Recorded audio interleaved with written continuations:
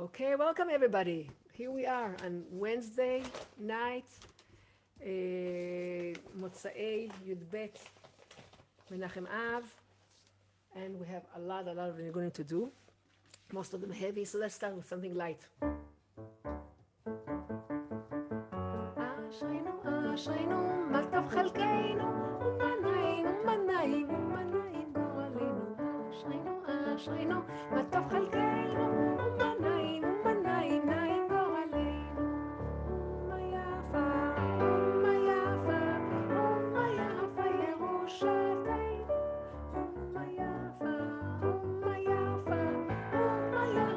ירושתנו. אשרינו תפלקנו, ומה נעים גורלנו. אשרינו תפלקנו, ומה נעים גורלנו. ומה יפה ירושתנו. ומה יפה ירושתנו.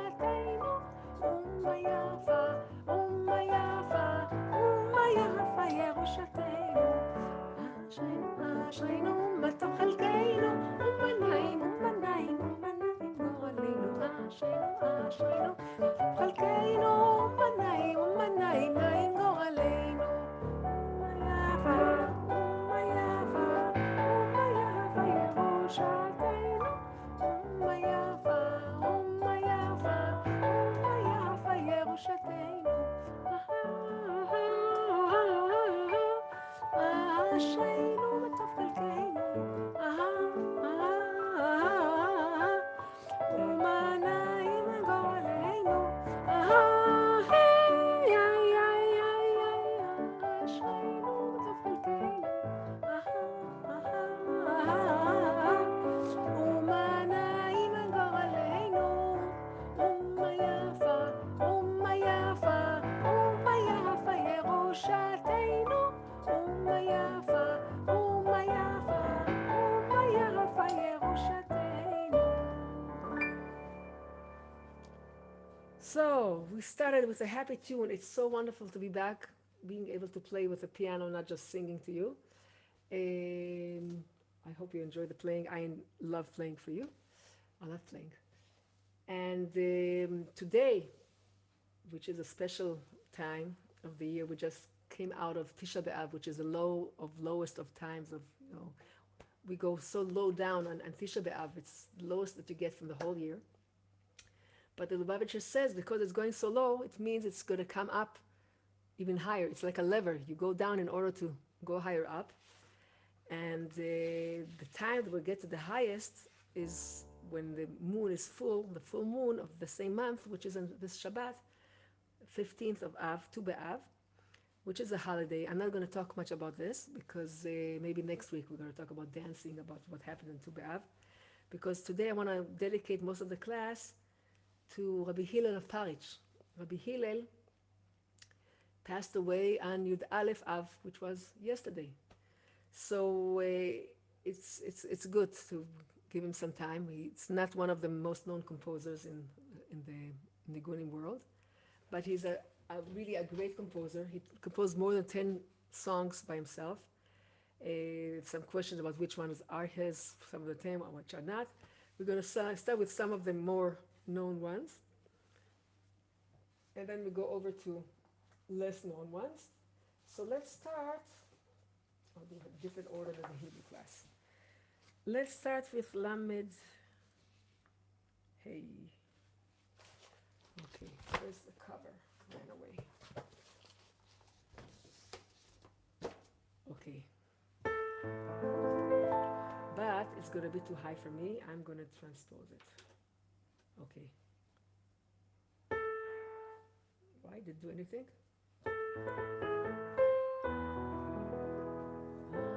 Maybe this transposed, it didn't stop being transposed. Okay. I didn't get it back to Nora. That's why it was high for me. Surprised.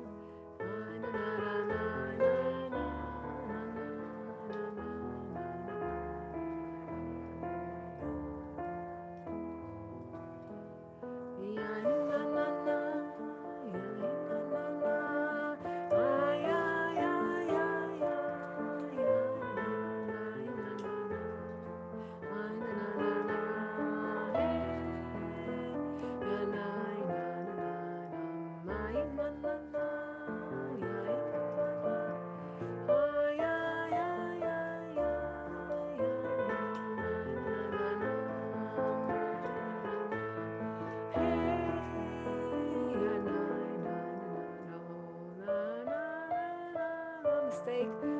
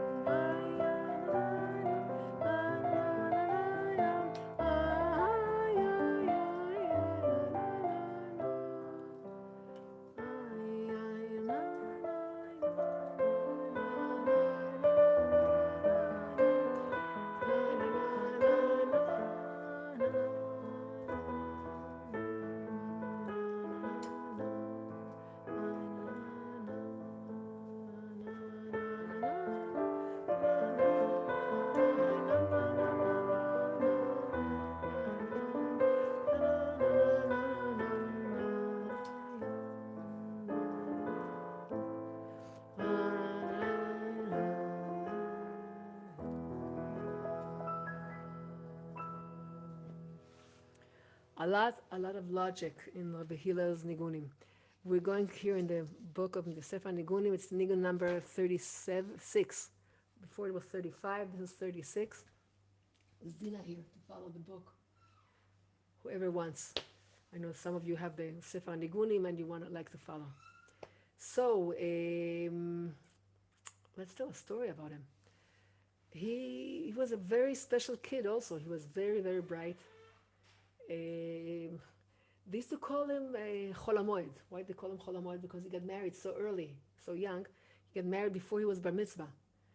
And that's why they were laughing that he put on a talit before he put on tefillin. So they call him Chol HaMoed.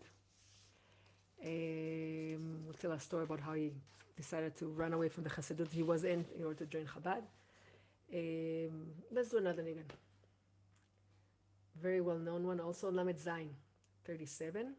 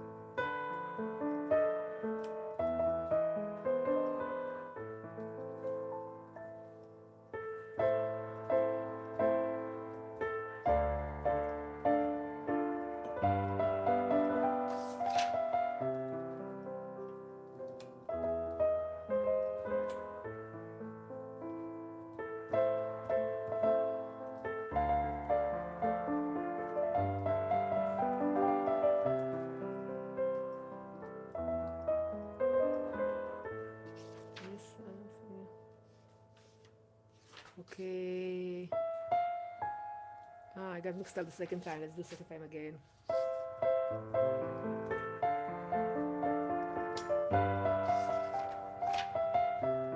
And it goes on and on and on.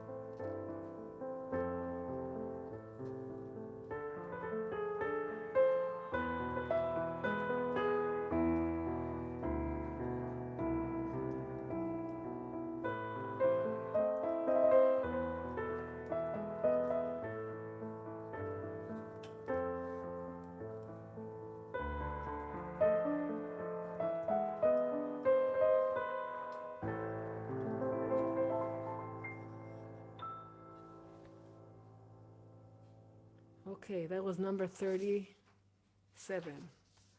You with me? Let's go on. Another story first. I told some stories in Hebrew. I'll repeat them, but I'll tell some other ones also that I didn't tell in Hebrew. There's a story that when he took on himself something, he used to do it, doesn't matter what happens. One of his decisions was to sleep very little. He didn't want to sleep much. He used to decide how long he's going to sleep. He's going to sleep for half an hour, then he's going to get up and go back to learning. And when the time came, he just woke up. His body would obey him so much. Whatever he told his body to do, his body would do. And once, when he already had many pupils, he was famous. They had a lot of students that were following him. Even though he was a chassid of the Middle Rebbe and the Tzemach Tzedek, there's a rumor that he met the Alter Rebbe, but probably not true. He never met the Alter Rebbe, but he was a chassid of the Middle Rebbe and the Tzemach Tzedek. The joke is that the Tzemach Tzedek had 2.5 chassidim. Why 2.5? Probably 2 very big ones, and Rabbi Hillel was only half a chassid, because the other half, he was the Rebbe himself. He was a teacher. People were following him. He was a leader. So once the pupils came in and found Rabbi Hillel, his house, he was so poor. He had just one room. He divided in the middle with a little curtain or something, and his bed was right in the middle between where he used to teach the pupils and where his family was staying, and he was asleep. So the students walk in and they realize he's asleep. And they shush each other, and Rabbi Hillel gets up and says, "No, Rabbi Hillel is not asleep. He tells his body what to do. The body doesn't tell him what to do." So that's another niggun, 38.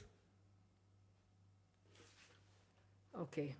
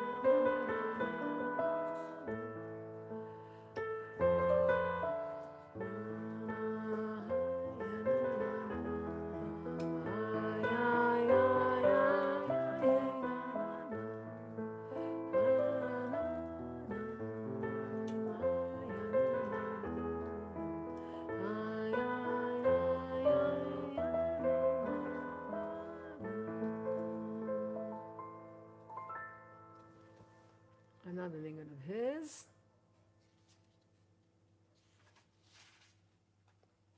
Okay, another one. There's some of them are very similar. There's a lot of thought in it. He was one of the biggest Hasidim ever. He's considered to be like the archetype of the perfect Hasid. If they talk about Hasidut, that you have to conquer your attributes and your body, the mind has to be over the body. He was the perfect example of an oived. That's the way they call it in Hasidut. Oived, a servant of Hashem that puts his whole being into be. They also say he claimed he got to the level of a tzaddik, not just the Beinoni of the Tana, of the level of a tzaddik. So so there's a lot of thought in his music, and a lot of depth, and also a lot of beauty. So there's a story that I'll tell the story later. Let's do another niggun first.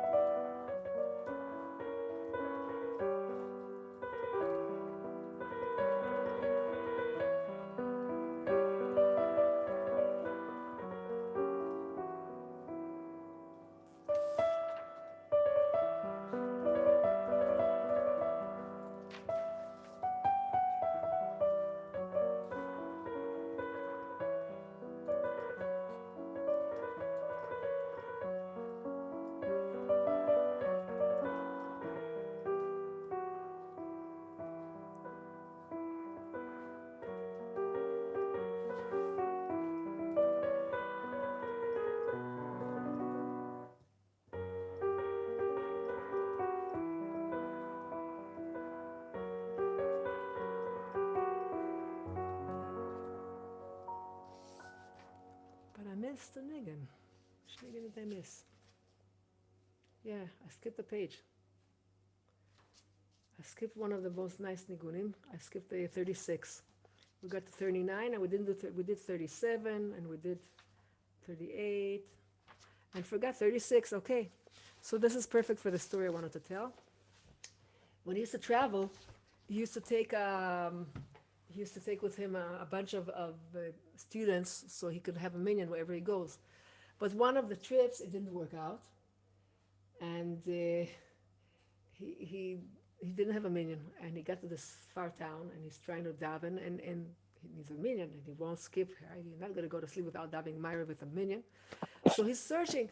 So he's asking the people around, isn't there another Jew in this town, in this village? Can't you find me someone? And looking, and then people says, "Oh yeah, there is someone. There's someone in this village that he used to be a observant Jew, but he already forgot everything about it. He's living just like everybody else in the village, and he forgot everything about Yiddishkeit." So Reb Hillel says, "Go call him. Go ask him to come and be with a minyan." So they laugh at him. Why would he come? He's known as not a Jew lover. So Reb Hillel takes out some money, 13 rubles. He says, "You give him this to him, 13 rubles, so he comes and prays with us." And what can they do? Reb Hillel says, so they're going. So they're walking over to the far part of the town, wherever it was, the village, and they call him over. and they knock at his door, waking up in the middle of the night, and he's very upset. We woke it up, and he's screaming at them and arguing with them and said, "No way, I'm not going to come. Leave me alone." And I said, "Here, he's sending money." And the wife, the non-Jew wife of this guy, wakes up from the screaming and says, "What's going on?" He says, "These people came over. They want me to go with them. They want to give me $13 to go do. I don't want to." She says, "$13?" Says, "For much less than that, you're willing to get up and do whatever. So go." So she sends him, and he goes.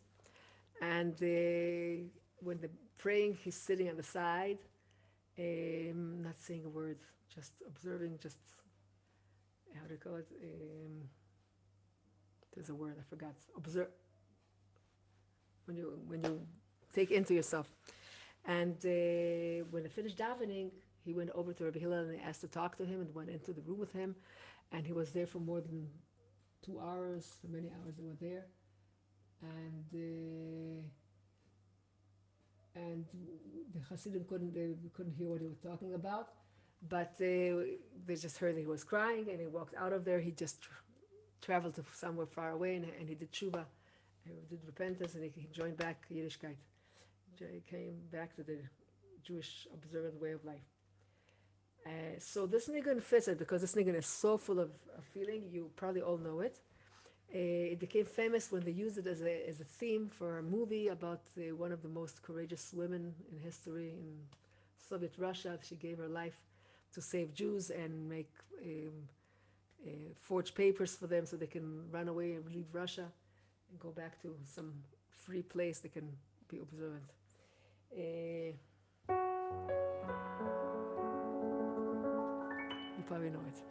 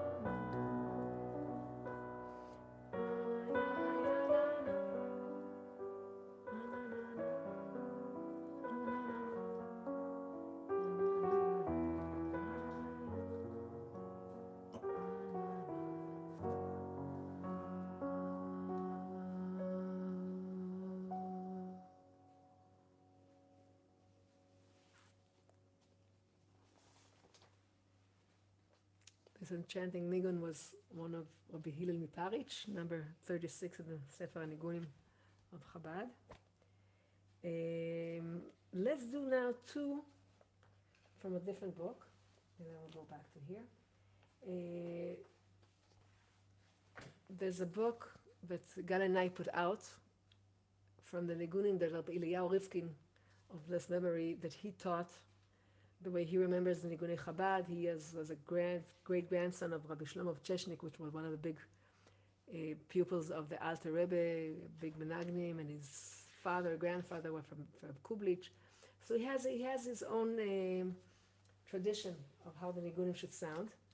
And the one that we'll do two from his book, they say that there's 10 niggunim that Rabbi Hillel wrote, at least 10, because there's many more. But the ones that are obviously his, that Rabbi Eliyahu he recognizes 9. Rabbi Leibman adds another 2, and then another one. But 10, and Rabbi David Horowitz adds more, so we'll see how much time we have. Just let's do the 2 from here that are like a more exact version. One of them is called Nigun Gadol. This is number 214 in the regular book. So let's do it.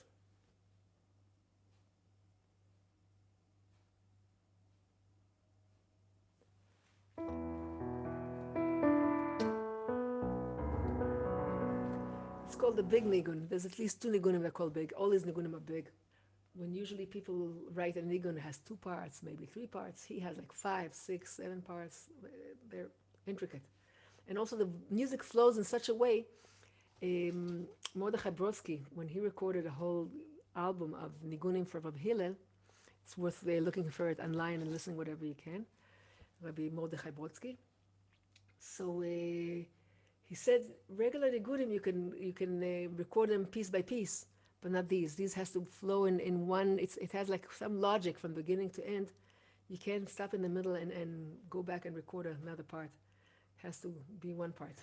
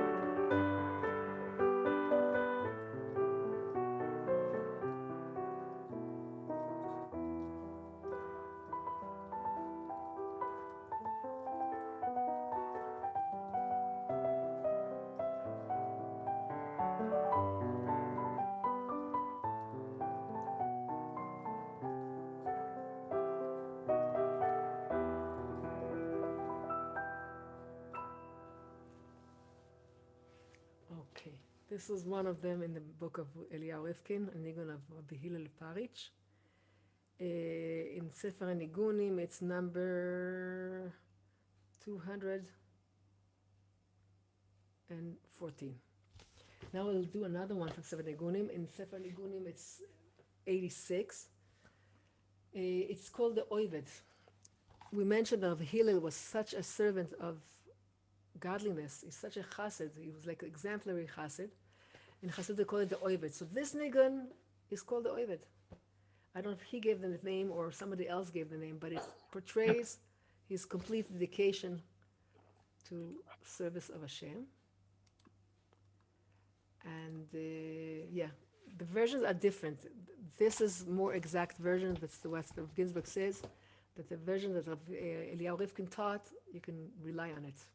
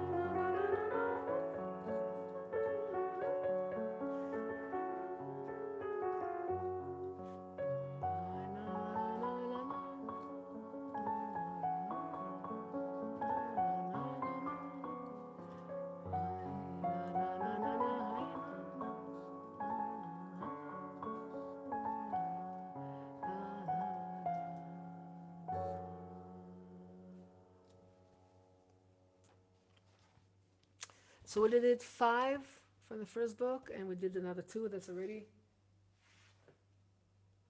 7. Now there's 2 more that Rabbi of Eliyahu Rifkin mentions. Let's check them out.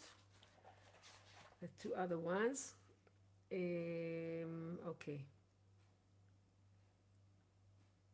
We have Peichet and Tzadik Aleph. 2 more in the first book, which is Peichet. I think it's a Shabbos. Hey, not everybody together. I have 2 here. Peichet and Tzadik Aleph. 88. Let's see which song that is. What are you doing here? Pechet. Pevav we did, which is the oived? No. Yeah. So pechet. Okay. I just had a deja vu when I played it the previous hour that I think I was given these notes to play it as a niggun of a David Mitolne, a niggun by the Tolne Rebbe. But I don't know. I have to check it out. And I'll have to let you know in our WhatsApp group what I found out.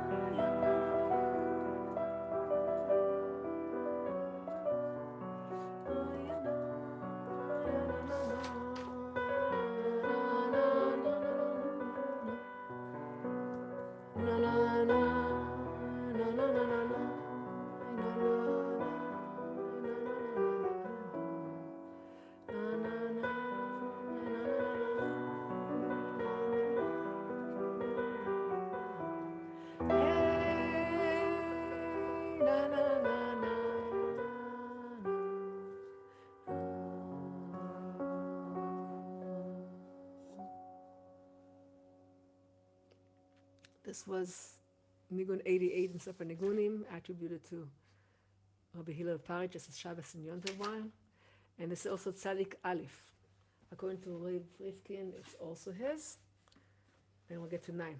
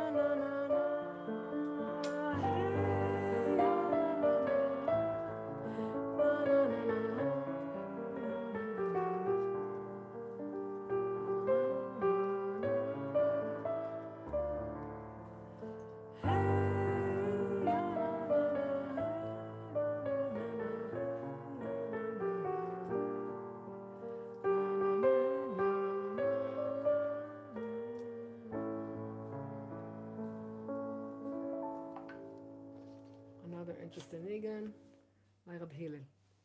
So we did already 9. Who's jumping here in the middle? Sending us messages in the middle.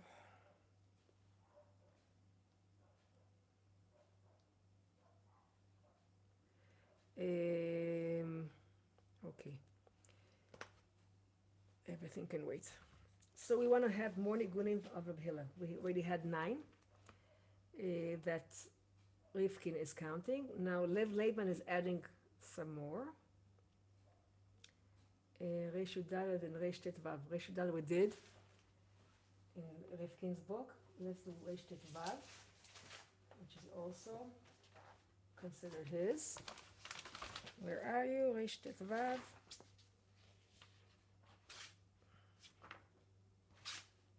Okay. Very much like the ones we did before. So if you don't want, we can move on to other ones that sound a little different. But if this is a chance to do niggunim of Reb Hillel, so we can give it more time. What do you say? I can't read messages in the middle because it's too far from my glasses. נשמע טוב מאוד. It sounds great. Okay, Baruch Hashem. So let's go on. So Nigun 215 from the book of Niggunei Chabad is also his.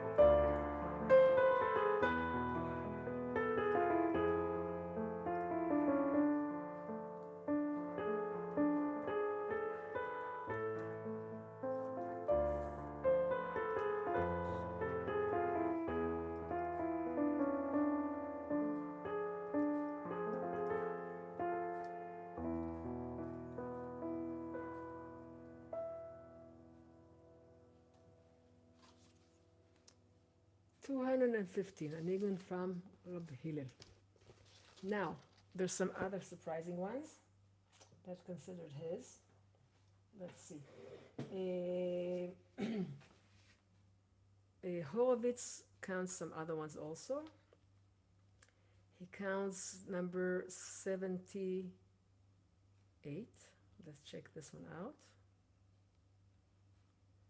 Piva we did, Pechet also, we also did. So let's check Ayin Vav. Ayin Vav. And also we have a fast one we didn't do. Okay. Memchet we didn't do. Okay, Ayin Vav, which is 76. Where are you? 76. No. Ein Chet, 78. Interesting one. We didn't do it in the Hebrew class. It's a Shabbos and Yom Tov Nigun. One of the Shabbos and Yom Tov Nigun, I know that for years I played it and I said, something is very special about this one. You play it and you leave it and suddenly it comes back to you from the inside. It goes into your inside. Rabbi Hillel is so deep, and it turns out it might be his also.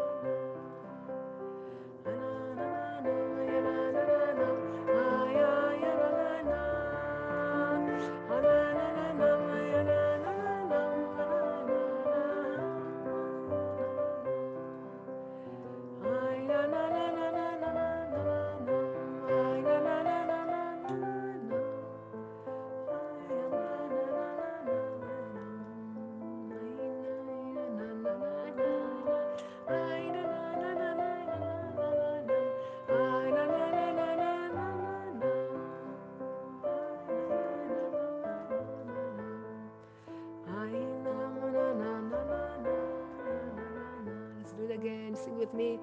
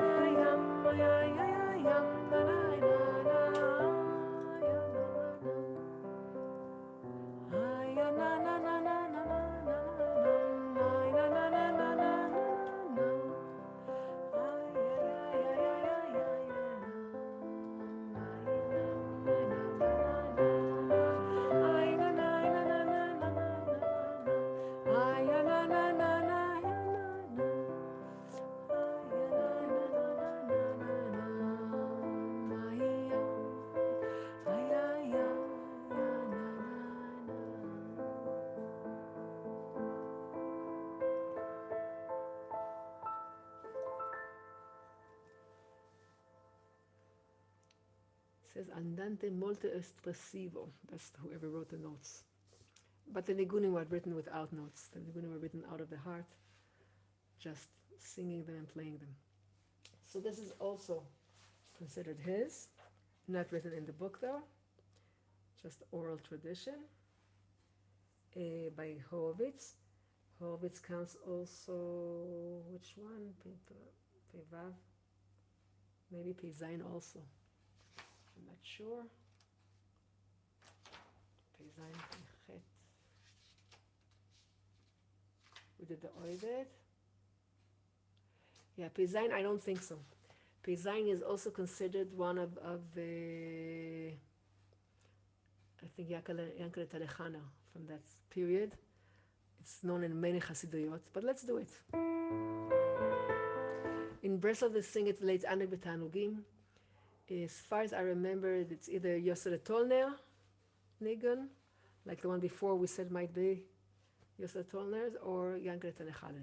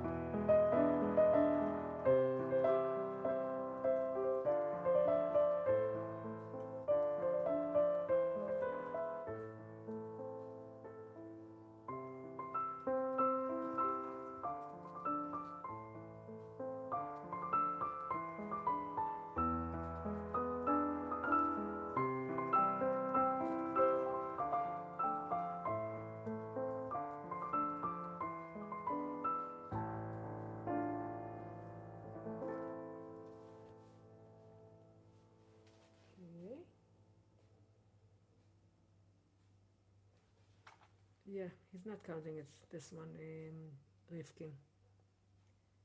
Peivat Pezain Pechet. And so Aleph we did.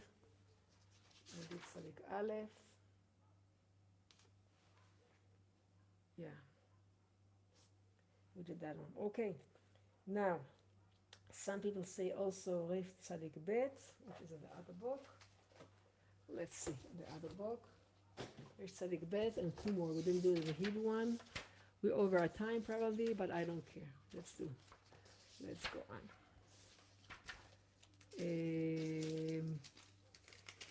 Okay, this one, Yahrtzeit Bet, they used to sing by the Rebbe Rashab as a preparation for saying a mimer. And some people say it belongs to him, and we have the fast Asad that we didn't do yet. Remind me that we didn't do that one yet.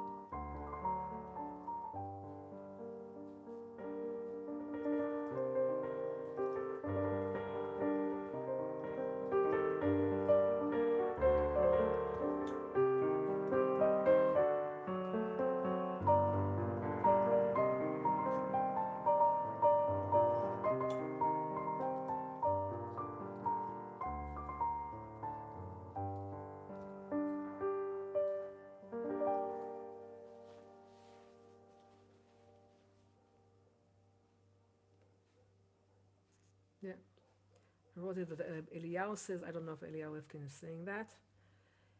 We have two more in this book, Resh Tzadik Tet, 200, this was 292, 299, and 300 are considered also his by some people.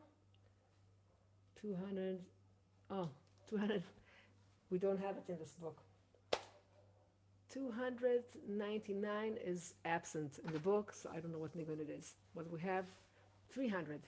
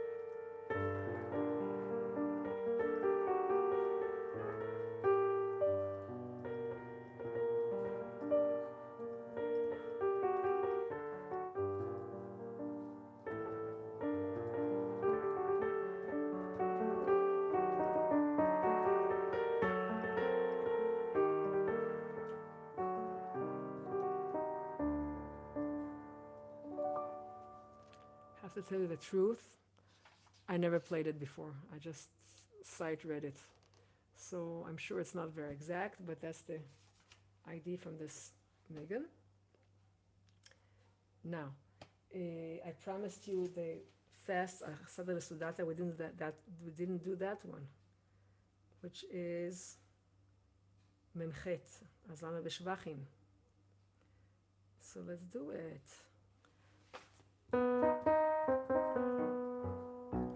הזמר בשבחין למעל גל פתחין ובחכת תפוחין והנה קדישין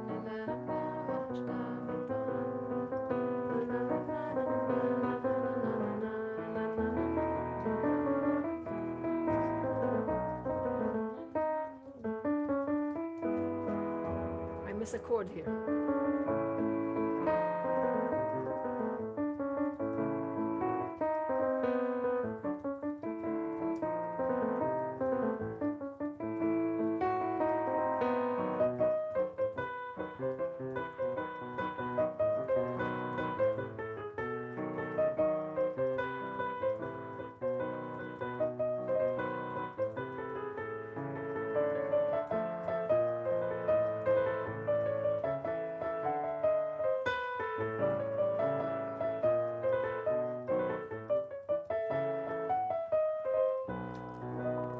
You all know it. It's easier singing it than playing it because I don't know, the chords here are a little intricate, but that's one way we know. We passed our time long ago, but I started with you late.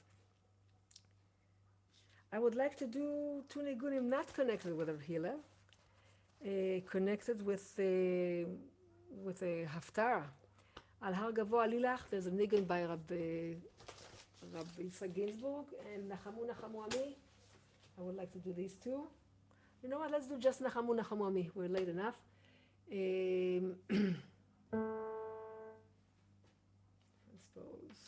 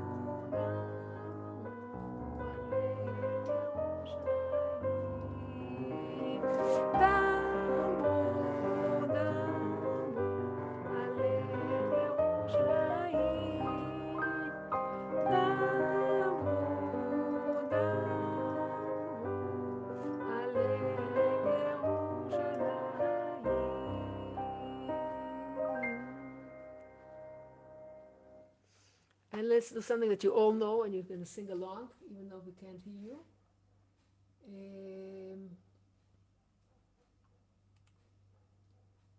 This is recorded, Baruch Hashem. Okay. We said that Tisha B'Av is the lowest of the times, and then from there it's only going up, and we're going up to the highest point. It's going to be one of the biggest holidays on Tu B'Av, and we should see the redemption today. We should have Beit Midrash with us today already. שיבנה בית המקדש מהרה בימינו, תן חלקנו בתורתך. שיבנה בית המקדש מהרה בימינו, תן חלקנו בתורתך. שיבנה בית המקדש מהרה בימינו, תן חלקנו בתורתך.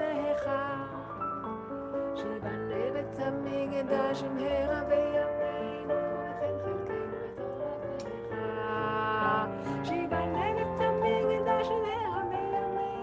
תן חלקנו בתורתך. שיבנה בית המקדש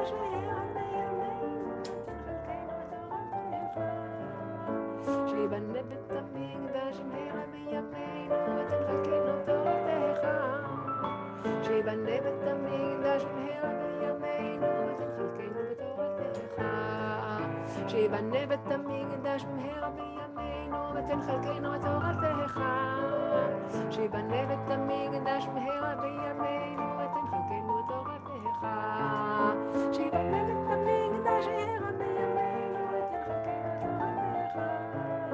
שיבנה בית המקדש מהרה בימינו, ותן חלקנו בתורתך. שיבנה בית המקדש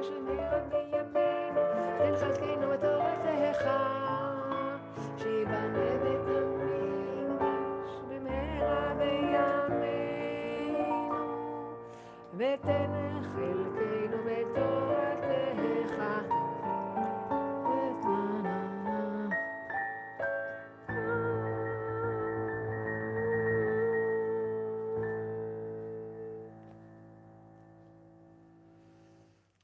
So, I'm saying goodbye, and I'm going to see you next week, B'ezrat Hashem. I'm going to have more interesting things.